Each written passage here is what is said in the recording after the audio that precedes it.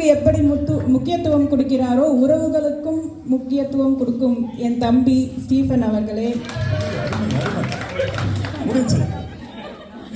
2 ஆண்டுகளுக்கு ஒரு முறை இந்தியா சென்று சொந்தங்களோடு கூடி கொண்டாடி சந்தோஷப்படுத்தி எதிரணியில் வந்து இங்கு நண்பர்களுக்காக பேசிக்கொண்டிருக்கும் எதிர்கட்சி அணியினரே,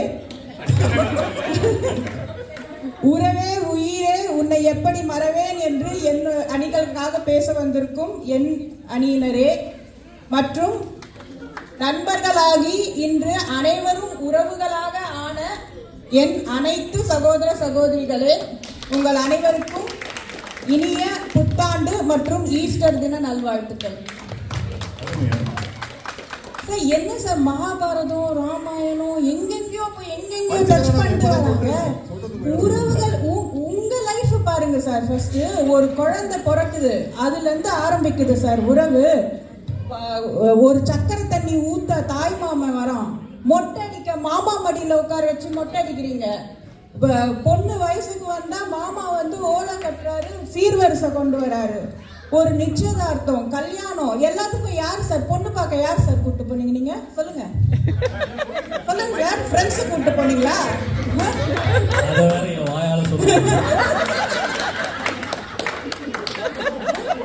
ஒரு நிச்சயதார்த்தம் கல்யாணம் படை சூழ வந்து சொந்தக்காரங்களோட வந்தாரு. ஏன் நீங்க நண்பர்களை கூப்பிட்டு போயிருக்கலாமா? சொல்லுங்க தமிழ்வாணன், நீங்க யார் கூப்பிட்டு போனீங்க?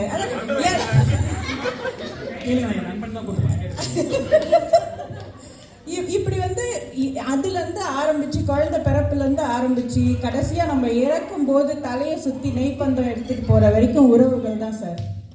நீங்க எல்கேஜில இருந்து இப்ப வரைக்கும் ஒரு நண்பர்களோட எல்லா வகையான வாழ்வை ஃபேஸ்ல வந்திருக்கானான்னு சொல்லுங்க பார்க்கலாம்.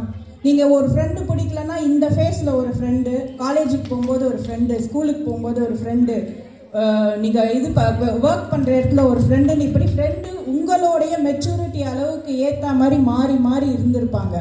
ஆனா ஒரு பெரியப்பாவை மாத்த முடியுமா நீங்க? ஒரு சாஷி மாமனை மாத்த முடியுமா நீங்க? அவங்க அது சாபம் இல்லை, அது சாபம் கிடையாது. அது ஆமா, அது வந்து உங்களால மாத்த முடியாது. இப்ப நீங்க எல்லாம் வந்து ஃபேர்வெல் பாட்டுல பாடுற மாதிரி முஸ்தபா முஸ்தபா பாடிட்டு என் நண்பன் போட்ட சோறு நிதமும் தின்பேன் பாருலாம் சொல்லுவான். எத்தனை நாள் சோறு போடுவான்? 1 நாளா 2 நாளா? அதுக்கப்புறம் எப்படா வீட்டுக்கு கிளம்புறேன்னு கேட்பான். ஸோ அது வந்து நம்ம அது எடுத்துக்கவே முடியாது சார். நீங்கள் 2 பேரும் நல்லா நோட் பண்ணிக்கோங்க. சனிக்கிழமை காலையில் 10 மணிக்கு இவங்க 3 பேருக்கும் ஃபோன் பண்ணி பாருங்க, எடுக்க மாட்டாங்க. ஏன்னா எல்லாம் இந்தியா காலில் இருப்பாங்க. எல்லாரும் இந்தியா காலில் அவங்க சனிக்கிழமை சாயந்தரம் பாபு சார் ஆமா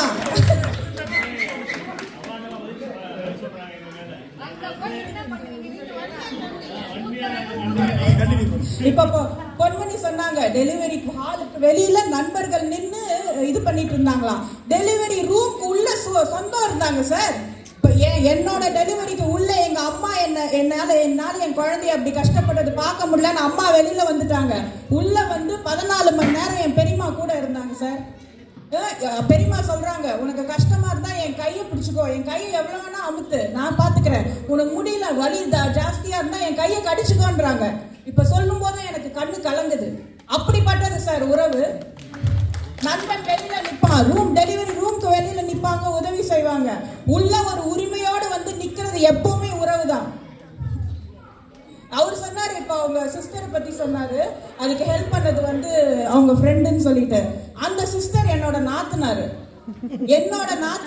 எனக்கு உடம்பு சரியில்லாத போது என்ன வந்து குளிப்பாட்டி எனக்கு சாப்பாடு ஊட்டி என் கூடயே ஹாஸ்பிட்டல்ல படுத்து எழுந்து போயிருந்தாங்க. அது நீங்க என்ன சொல்றீங்க? அப்போ ஆமா பொன்மணி சொன்னாங்க, இந்த மாதிரி இன்விடேஷன் வச்சாங்களா, பேரு சின்னதா இருந்துச்சா, பிரச்சனை பண்ணாங்களா, ஃபாண்ட் சைஸ் சரியில்லையா, புக்கு போட்டா என்ன இது, எதனால வந்து அவங்களுக்கு மனஸ்தாபம் வருது, எதனால கஷ்டம் வருதுன்னா அவங்களுக்கு அந்த உரிமை இருக்கு. அந்த உரிமையில கேட்கறாங்க, நான் எப்படி என்னோட இதுக்கு நீங்க வந்து கூப்பிடாம போயிடுவீங்கன்ட்டு அவங்களுக்கு மன வருத்தம் இருக்கு. ஏன்னா அந்த இடத்துல அவங்களுக்கு அந்த உரிமை இருக்கு. அதனாலதான். ஸோ இப்போ வந்து நீங்க சுஜய் ஸோ இப்போ வந்து நீங்க கோவிட் போது ஃப்ரெண்ட்ஸ் வந்து ஹெல்ப் பண்ணாங்க எல்லாமே சொல்றீங்க. ஆனா நீங்க நல்லா யோசிச்சு பாருங்க, கோவிட் போதோ இங்க என்ன நடக்குதோ, ஒரு அதிகாரம் மாறும் போதோ இல்ல என்ன நடக்கும் போதோ நம்மளை விட அந்த நியூஸை வந்து ஃபாலோ பண்றது நம்ம ரிலேட்டிவ்ஸ் தான். இங்க என்ன நடந்தாலும் அடுத்த நாள் காலையில ஃபோன் வரும், ஏன்டா அங்க இருந்து கஷ்டப்படுற, உனக்கு என்னடா குறை, இங்க திரும்பி வந்துரு, கூழோ கஞ்சியோ நம்ம சேர்ந்து சாப்பிட்டுக்கலாம்னு சொல்லக்கூடிய எத்தனை உறவுகள் இருக்காங்க தெரியுமா உங்களுக்கு? அது எத்தனை நாளைக்கு ஊத்துவாங்கன்னு கேக்குறாங்க அவங்க. இப்ப எந்த குடும்பத்துல பிரச்சனை இல்லைன்னு சொல்லுங்க? எல்லா குடும்பத்திலயும் பிரச்சனை இருக்கு சார், எல்லா இதுலயும் பிரச்சனை இருக்கு. ஆனா அந்த பிரச்சனைகள் எல்லாம் வந்து நம்ம பெருசா எடுத்துக்காம இன்பத்திலையும் துன்பத்திலையும் எந்த இதத்திலையும் நம்ம கூட வந்து நிற்பது எப்பவுமே வந்து உறவுகள் தான். இது வந்து ஒன்றும் இதுவே கிடையாது. அது இல்லாம இப்ப சின்ன வயசுல இருந்து நீங்க பாத்தீங்கன்னு வச்சுக்கோங்க, உங்க மார்லையும் தோல்லையும் தூக்கி போட்டு ஊட்டி வளர்த்து இது பண்ணது எல்லாமும் அப்பா அம்மா தான். ஆனா அதுக்கும் மேல பாத்தீங்கன்னா உங்க மாமா இருப்பாரு, உங்க சித்தப்பா இருப்பாரு. இவங்க எல்லாருக்கும் உங்களோட வளர்ச்சியில ஒரு பங்கு கண்டிப்பா இருக்கு. இன்னைக்கு நீங்களாம் இங்க வந்து உட்கார்ந்து பேசுறீங்கன்னும் போது நல்லது எது கெட்டது எது வெளி உலகம் எது எது சரி எது தவறு என்று சொல்லி கொடுத்து இந்த அளவுக்கு நீங்க பேசுற அளவுக்கு ஒரு தைரியம் கொடுக்கறதுக்கே அவங்களோட பங்கு எல்லாமே இதுல இருக்கு. அது இல்லைன்னு சொல்ல முடியாது. நீங்க இப்ப நல்ல நண்பன் எப்படி சூஸ் பண்ணணும்னு சொன்னீங்க இல்லையா, அந்த மெச்சூரிட்டியோ அந்த டெசிஷனை சொல்லி கொடுக்குற அளவுக்கு உங்க உறவினர்களுக்கு ஒரு பங்கு இருக்கு அப்படின்னு சொல்லிக்கிறேன். இது குடும்பத்தெல்லாம் விட்டுருங்க, நீங்க ஒரு கண்ட்ரி எடுத்துக்கோங்க, ஒரு நாடை எடுத்துக்கோங்க. எதுக்கு காந்தி தாத்தான்னு சொல்றோம், எதுக்கு நேரு மாமான்னு சொல்றோம், எதுக்கு அன்னை தெரேசான்னு சொல்றோம்? ஏன் ஃப்ரெண்ட்ஸ் பட்டின்னு சொல்லிட்டு போயிருக்கலாம் இல்லையா?